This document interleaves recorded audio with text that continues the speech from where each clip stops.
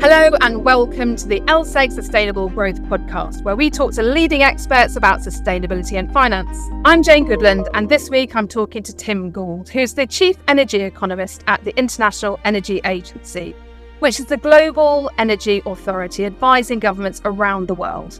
I'm really excited to talk to Tim today as he's a mine of information. He provides strategic advice on energy economics across a wide range of IEA activities. He co-leads the World Energy Outlook, and he oversees the agency's work on investment and finance, including the World Energy Investment Report. Eager as I am to talk to Tim, I do want to remind you to follow us if you're not already doing so, and don't forget to rate us on Spotify, Apple Podcasts, or any other platform you use. Right, let's hear from Tim. Tim, thank you very much for joining us on the show. We're delighted to have you. Well, thanks very much, Jane. It's a pleasure to be with you. Great. So I've got lots of good questions for you. So let's dive straight in. Now, I know that the IEA is celebrating its 50th birthday this year. Can you just tell us a bit more about what the agency does? So as you say, 50 years old, we were set up in the aftermath of the first oil shock in 1973, really with an energy security mandate, looking first and foremost at the way in which countries that were at the time the largest consumers of oil in the world could respond to energy security risks first and foremost in oil. And over the last 50 years, that mandate has broadened considerably. So on the security side, it's not just oil, but it's also other fuels, and particularly now electricity, which is becoming such an important part of our modern lives. And then extending into other areas like clean energy supply chains, critical minerals, and so on. But there's a broader context, of course, for that energy security discussion, because you cannot separate out, in our view, security from affordability, but also sustainability. So you have to think in a very integrated way about the way in which we can make that transition to a net zero energy system, but in a secure way, and in a way that doesn't put too much of a burden on people, but also allows them to take advantage of the many opportunities that come with this transition to a new clean energy economy. One of the IEA's flagship publications is the World Energy Outlook, which you, of course, co-lead. That's updated every single year. What were the main insights from the 2023 edition? So what we looked at in particular in last year's Outlook, and what we'll look at again, is where are we on that journey to a different kind of system, a more sustainable but also a safer energy system? Because we've had a lot of evidence in the last few years of the frailties, of the vulnerabilities of the system that we have. We've had those extreme spikes in fossil fuel prices during the global energy crisis, which left many consumers around the world feeling the bruises. And then the lasting solutions to some of those strains in energy markets is to move ahead with clean energy transitions. And we have seen quite a noticeable pickup in deployment of a wide range of technologies. So more than 80% of the new generation investments being made in the power sector are going to renewables. We've had a considerable pickup in the sales of electric cars. Only a few years ago, back in 2020, around 1 in every 20 cars sold worldwide was electric. Now we're up around 1 in 4, 1 in 5. And in some countries, notably in China, the latest numbers are quite remarkable. You see around half of the new car sales in China this year are electric. And China was another big focus for our work, because China's been driving all sorts of things in energy markets for the last decades. And we believe that China is changing. And that is not just a slightly slower pace of economic growth, but also a different quality of growth. We're reaching the end of that very infrastructure-heavy, energy-intensive period of Chinese growth, and we're moving to something different. And that has all sorts of implications for energy markets. And one of the most striking findings that we had from last year's Outlook was that even with today's policy settings, so not something that is yet consistent with the Paris Agreement or our climate goals, but with the world we are in today, we can see that this is the last decade of growth for fossil fuel demand, and indeed for each of the fossil fuels. So by 2030, in our outlook from last year, we see a flattening or a peak in demand for oil, for natural gas and coal. And what that also means is that clean energy, including efficiency investments, but that's taking a lot more of the strain when it comes to meeting our increasing demand for energy services. So we're seeing the start of something extremely important in energy markets.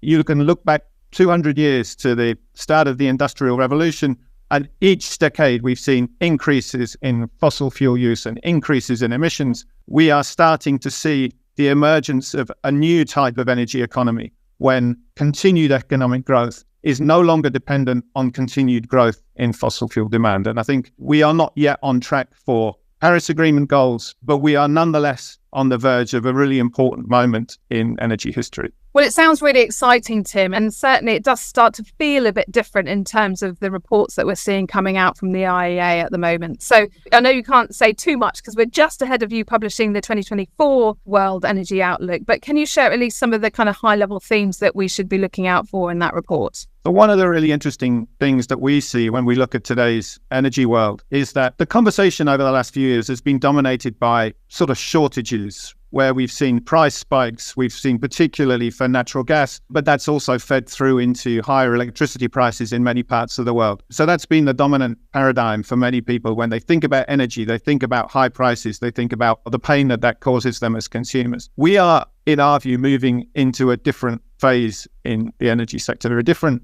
energy world in many ways, because when we look at oil markets, when we look at gas markets, we do see a lot of new supply coming to market, and we see demand growth slowing. And so that produces for us downward pressure in prices. When we look at clean energy, then there is a lot of manufacturing capacity out there for solar panels, for wind turbines, for electrolyzers, for all sorts of other bits of the clean energy picture. We, in the case of solar panels, for example, we're installing something like 500 gigawatts of new solar last year, a lot of that in China. But the world's capacity to manufacture solar panels is well over 1,000 gigawatts. So there's a lot of room for us to accelerate. And there's a lot of relatively cost-effective options out there for countries looking to build a new type of energy system. So I think one of the key things that we want to talk about in the new outlook is how do countries' energy choices look in this world where you might see downward pressure on oil and gas prices, but you're also going to see relatively abundant and cost-effective and cheap clean energy technologies on the market. How do countries think about the right way to make those policy choices? How does the private sector view the investment opportunities and risks in such a different environment? So I think that's going to be really the key element of backdrop for our new outlook as well. Well, I look forward to reading it when it's published. Now, you mentioned clean energy investments. Let's drill down on that one a bit more, because I know that we're now reaching a point where effectively those types of investments are overtaking the investments into fossil fuels globally. That's a change from the past. Let's drill down a bit more into what type of investments are happening in clean energy and where is that happening? So you're completely right. We are in a different world when you come to capital flows going into the energy sector than we were a few years ago. So if we cast our mind back to, say, 2018, 2019, at the time, there was roughly $2 trillion worth of investment going into the energy sector around the world. And that was split roughly 50-50 between investments in fossil fuel supply and in a range of clean energy technologies. And we don't just mean renewables there, we mean all sorts of low emissions power, so renewables plus nuclear. We're talking about grids, we're talking about storage, we're talking about investments on the demand side in efficiency improvements and elements of electrification, and also sort of clean fuels, low emission fuels like biofuels, low emission hydrogen, CCUS, and so on. So if you put all of that together, that was around 1 trillion. Where we are today, we believe that this year we're likely to see around $3 trillion worth of investments going into the energy sector. So up from 5 years ago to 3. And pretty much all of the increase has come from clean energy. So for every dollar being spent on fossil fuel supply now, there's $2 being spent somewhere on elements that support clean energy transitions. So there's an important element of momentum there. What's doing particularly well? Solar is doing extraordinarily well in many parts of the world. In fact, one very striking finding from our most recent work is that the amount of capital going now into new solar projects is greater than the amount going into all of the other generation technologies combined. So gas, coal, but also the other renewable or low emissions technologies, nuclear, wind, hydro, everything. That is important. It's a great success story for solar. It also brings challenges which we have to recognize on the integration side, because you need a lot of flexibility in the operation of your electricity system in order to accommodate that. And we've been particularly concerned that not enough money is going into grids, into networks, into that element of the infrastructure, because you need a very coordinated approach to make sure that one element of the picture doesn't run too far ahead of others. So we've been emphasizing very strongly the need for more investments in electricity networks. And indeed, they are starting to pick up in some parts of the world, but that's still a bottleneck in many others. And then on the demand side, we are worried that not enough is being done on the efficiency side, but elements of that electrification picture are looking quite robust, particularly that increase in sales of electric cars and other elements of electric mobility in different parts of the world. Clean fuels is lagging behind, but there are some signs of life there as well. And there's a lot of new projects coming through for some low emissions fuels, for CCUS in some markets, but also a lot of interest in what biofuels can bring. Now, where are those taking place? And that's an absolutely crucial part of this picture, because there is a strong imbalance that we see in that clean energy investment landscape. Pretty much all of the increase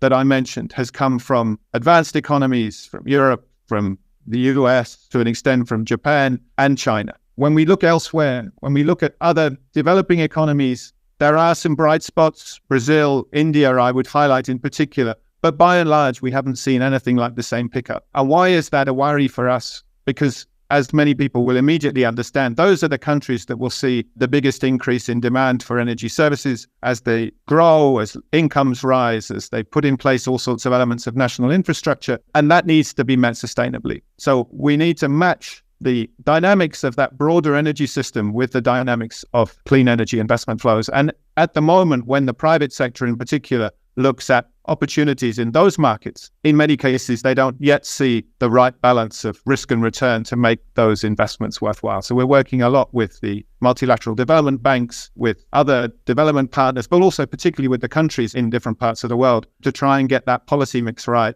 in ways that would scale up those capital flows. Yeah, it comes back to where we started, I suppose, isn't it, in terms of sustainable energy, but also access to electricity in an affordable way. And there's many countries around the world who still don't have the opportunity to be connected to an electricity grid. So we can't forget about those countries, and it's really vital that we do continue to focus on that. Now, we're seeing a slowdown in oil and gas demand, and of course that could have downward pressure on prices there. What could that mean for future clean energy investment trends? Well, in a way, some of the slowdown that we see in oil demand, for example, slowdown in oil demand growth, is precisely related to the scale up of clean energy investment that we've had up till now. So China's an excellent example. So China's been in oil markets, has been responsible for more than half of the growth in oil demand over the last 10 years. But right now, the picture in China is changing quite strongly. And part of that has to do with broader macro factors, but a lot of it also has to do with the fact of the scale at which electric cars are increasing their role in China. So China's oil demand last year increased by about 1.5 million barrels a day. Our latest assessment is this year that will go from 1.5 million barrels a day of growth in China to less than 200,000 barrels a day of growth this year. And gasoline markets are feeling that quite strongly. So in a sense, the rise of clean energy investment, and you can see that also for gas demand in some countries because of the increasing volume of renewables coming through in the power sector, it is having an effect. Now, you raise an extremely good question about what are the incentives, what are the economic drivers for those kinds of clean energy investments look like in a world where oil may be cheaper than it has been and gas likewise? And that is a very good question. And the answer really hinges also on the policy signals that governments send. Are they going to be doubling down on that vision of transition, or are we going to see some hesitation in moving forward? And then likewise at the consumer level, are we going to see a different set of calculations about installing a heat pump or moving to electric mobility if people see that the pump prices are different? So in our view, there's an important role here for policy to keep that momentum going, because the underlying costs of those clean energy investments, in our view, remain attractive, particularly if you factor in not just the upfront element, but also the lower operating cost of many of those projects over time. So picking up on this policy angle and the importance of those policy signals, thinking about this in the context of the Paris Agreement and effectively what parties around the world have signed up to do in terms of the ambition around 1.5 degrees. I know that the IEA publishes a net zero roadmap, or certainly did so in 2021, about the feasibility of reaching those Paris goals. Now, I know a lot's changed since 2021 in the energy sector. So where does the IEA stand now in terms of achieving net zero emissions by 2050? Is it still in reach? And if so, what needs to happen? So we can still see a narrow but feasible pathway to achieving that. It is incredibly ambitious. You require a wholesale transformation, not just of the electricity generation sector, but the end use sectors as well. So buildings, transport, industry, and some of those transitions are well underway, but some, particularly in the heavy industrial sectors or long distance transportation, we are just putting together the roadmap for how those kinds of changes can occur and trying to get the costs of the necessary technologies down. So we can see how it happens. And in a way, the developments since 2021 are encouraging in that respect, because we have seen that significant expansion in capital flows going to clean energy.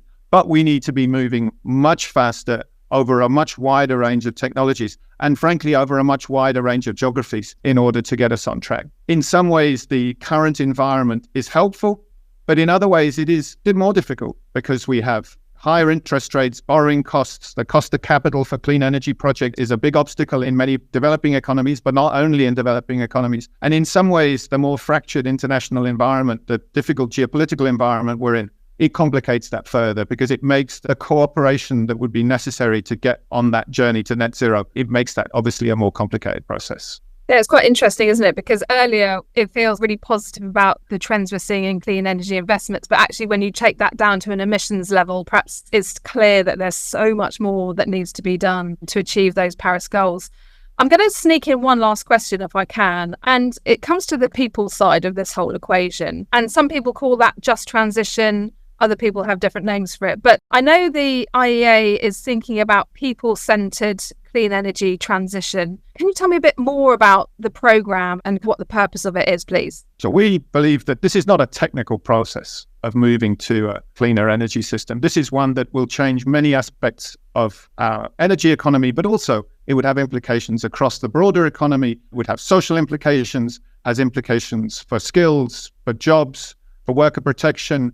So you need to make sure that you're not just talking to energy and climate people about energy transitions. You need to be talking across many areas of government, and you need to be talking with a much wider range of stakeholders. So including employer groups, but also trade unions and elements, of course, of civil society, because this will not move at speed unless people see that it works for them. And so you need to build in to your approaches to transition elements of social inclusion and fairness, because in the end, if people can see this as an opportunity that works, an opportunity that delivers cleaner air, a decent work environment, then of course that will galvanize political processes and it will galvanize also the investments required. So that's the reason why we try and take a broad lens when we look at this, and we're engaging policymakers in discussions on what sort of policy design can help to make that process as broad and inclusive as possible. And we have different elements of interaction and global commissions and all sorts of other things that try and allow us to move that discussion forward. But I think just from my perspective, working on